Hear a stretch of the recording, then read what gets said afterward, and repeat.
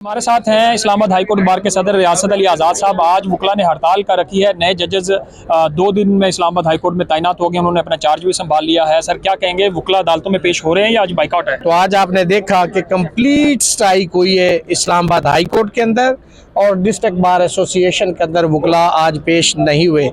हमारा ये राइट था ये प्रोटेस्ट रिकॉर्ड करवाना, हमने प्रोटेस्ट रिकॉर्ड करवाया है कि ये जो कुछ हुआ है। देखें, इस्लामाबाद हाई कोर्ट के अंदर जजेस की कुल तादाद जो आइन कहता है वो 12 है, लेकिन आज अगर आप देखें तो आज के दिन में 13 जजेस बैठे हुए हैं। मुझे बताएं ये किस इखलाकी अथॉरिटी के तहत, किस आइन और कानून के तहत आपने ये 13 जजेस लगाए हैं? तो अब देखें ये भी एक कितनी बड़ी गैर इखलाकी ये बात है, गैर कानूनी ये बात है कि जो जज साहब बाहर से लेके आ रहे हैं, कहते हैं कि जी वो सीनियरिटी कैरी करेगा, जबकि सीनियरिटी रूल्स में कि जो कंसेंट देता है, जो खुद जाता है, उसकी सीनियरिटी उसके साथ कैरी नहीं करती।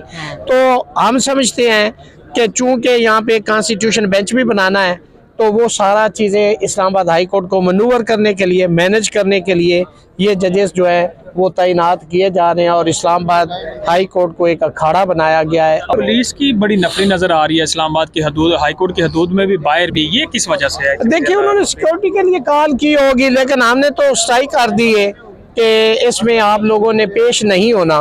तो हमने तो फिजिकली, आपने खुद भी देखा है ना, आप देखें ये सारे वकला खड़े गप लगा रहे हैं,